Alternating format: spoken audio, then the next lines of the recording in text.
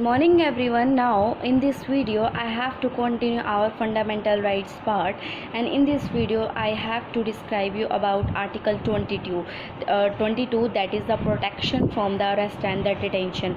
इसके अंदर बहुत सारी प्रोविजंस दी गई हैं जिसके अंदर हम डिटेन्यू को इन्फॉर्म करेंगे कि हाँ यहाँ पर तेरा राइट्स है, जो कुछ भी होगा उसके बारे में हम यहाँ पे हम डिटेल में पढ़ेंगे। ठीक है, सबसे पहले हम देखते हैं जो प्रोटेक्शन होगी। सबसे पहले कहाँ से इसके अंदर पर्सन को कोई भी पर्सन है, ठीक है, वो अरेस्ट हुआ गया है, ठीक है, तो उसको एक डिटेन करके रखा गया है, तो उसके आगे क्या राइट्स हैं, उसको क्या बताना है, पुलिस वाले ने उसको क्या बताना है, वो आर्टिकल 22 से प्रोटेक्शन कैसे ले सकता है। ठीक है, एक यहाँ पे पॉइंट आते हैं, अरेस्ट प्लस डिटेंशन, एक पॉइंट आता है पुनिटिव प्लस प्रिवेंटिव।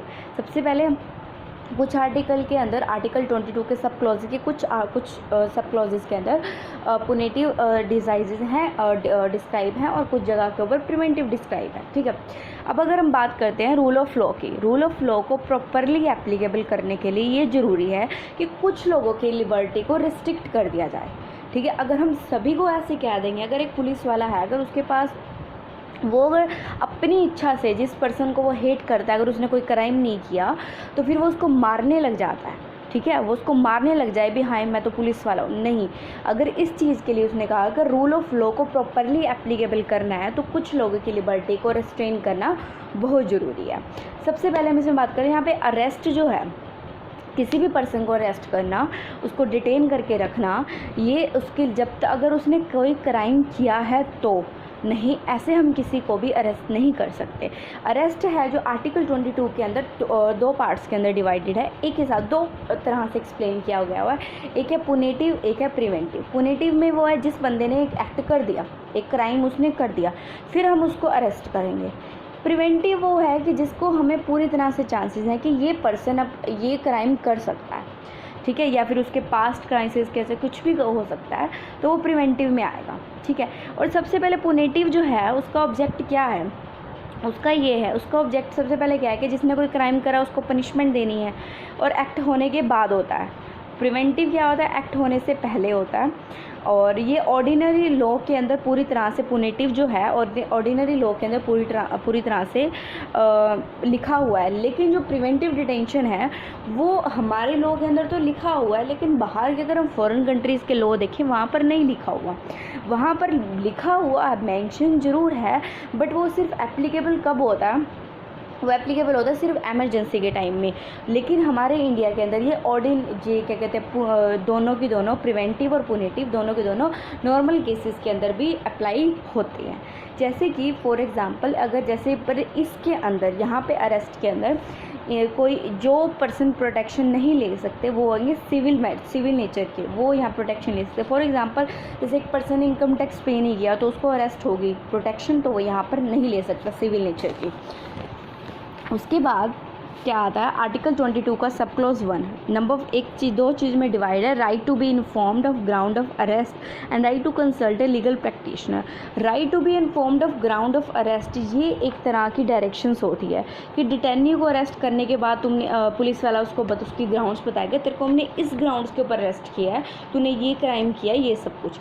और ये जो दोनों हैं, right to be informed, right to consult a legal practitioner, ये दोनों के दोनों जो हैं वो प्रिवेल करते हैं। वो किस चीज़, ये दोनों के दोनों ये आर्टिकल 22 का सब क्लॉज 1 और आर्टिकल 22 का सब क्लॉज 2, ये दोनों के दोनों प्रिवेल करते हैं पुनेटिव डिटेंशन के ऊपर। ठीक है, जो right to consult a legal practitioner है उसके अंदर एक केस लो आया था, हुसैन नारा खातून वर्सेस होम सेक्रेटरी बिहार। अगर कोई भी एक्यूज्ड प्रॉपर्टी एक्स्ट्रा के कारण लॉयर को अपॉइंट नहीं कर सकता, या तो फिर उसको कॉन्स्टिट्यूशनल राइट है कि वो फ्री लीगल एड उसको मिल सकती है और वहाँ पर उसको लीगल प्रैक्टिशनर अपॉइंट किया जाएगा। उसके बाद आता है आर्टिकल 22 का सब क्लॉज 2, इसके अंदर उसने कहा right to be produce before a magistrate, no detention before the 24 hours. किसी भी पर्सन को अगर हमने अरेस्ट किया है तो उसको 24 घंटे के अंदर हमें मैजिस्ट्रेट के सामने उसको रिप्रेजेंट करना है। बट अगर हम किसी भी अगर सिर्फ इसको ये अगर इससे टाइम अपर चला जाता है तो हमें उसको मतलब छोड़ रिलीज़ करना पड़ेगा। और अगर सिर्फ 24 घंटे से ज़्यादा का टाइम एक्सीड जो होगा सिर्फ और सिर्फ जुडिशल कस्टडी के अंदर पॉसिबल है, किसी और कंडीशन के अंदर ये टाइम पॉसिबल नहीं है। उसके बाद है प्रिवेंटिव डिटेंशन का रूल जो है हमारे कॉन्स्टिट्यूशन फ्रेमर्स ने नहीं बनाया। प्रिवेंटिव डिटेंशन दूसरा पॉइंट है जो, बल्कि ब्रिटिशर्स ने किया था under the defence of Indian act and Bengal regulation act, ठीक है। बट हमारे फ्रेमर्स कह रहे थे कि ये कहीं ना कहीं हमें इनकॉर्पोरेट लग रहा है हमारे फंडामेंटल राइट से, लेकिन फिर भी उन्होंने उसको कोऑपरेट किया, लेकिन कुछ सेफ गार्ड्स के साथ, जो हम भी नीचे यहाँ पे मेंशन अभी मैं करूँगा। उसके अंदर जो ये दोनों की दोनों है, इसके बाद जो आर्टिकल जो आगे प्रिवेंटिव डिटेंशन के अंदर 2 पार्ट्स के अंदर डिवाइडेड है। एक साइड है सेंटर, एक साइड है स्टेट। जो सेंटर है उसके पास पूरी सेंटर और स्टेट दोनों के पास पूरी प्रिविलेज है कि वो लॉ बना सकते हैं प्रिवेंटिव डिटेंशन के ऊपर। सेंटर का जो है उसको अथॉरिटी मिली है अकॉर्डिंग टू 7th शेड्यूल के फर्स्ट पार्ट के अंदर, और उसको मिली है स्टेट को मिली है 7th शेड्यूल के 3rd पार्ट के अंदर।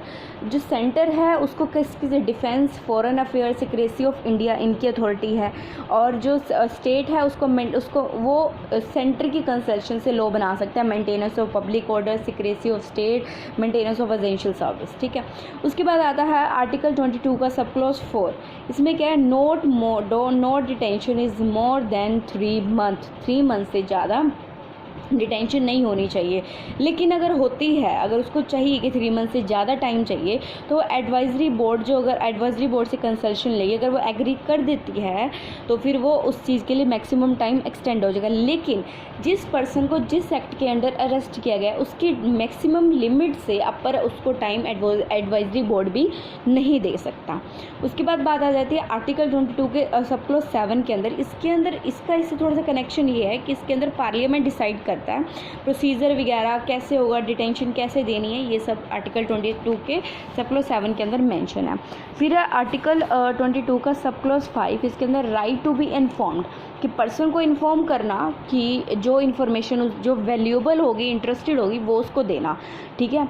जो इन्फॉर्मेशन आर्टिकल 22 का सब क्लॉज 6 है वो कहता है कि जो इन्फॉर्मेशन अगर पब्लिक इंटरेस्ट के अगेंस्ट जा रही है तो वो इन्फॉर्मेशन उस डिटेन्यू को नहीं दे सकता, ठीक है। और दूसरा जो आर्टिकल 22 का सब क्लॉज 5 है वो ये बताता है राइट टू रिप्रेजेंटेशन, मतलब रिप्रेजेंट कैसे करना है, उसको रिप्रेजेंट कैसे करना है, वो सब कुछ उसको बता सकता है, तो अपना लॉयर असिस्ट कर सकता है। ये था हमारा आर्टिकल 22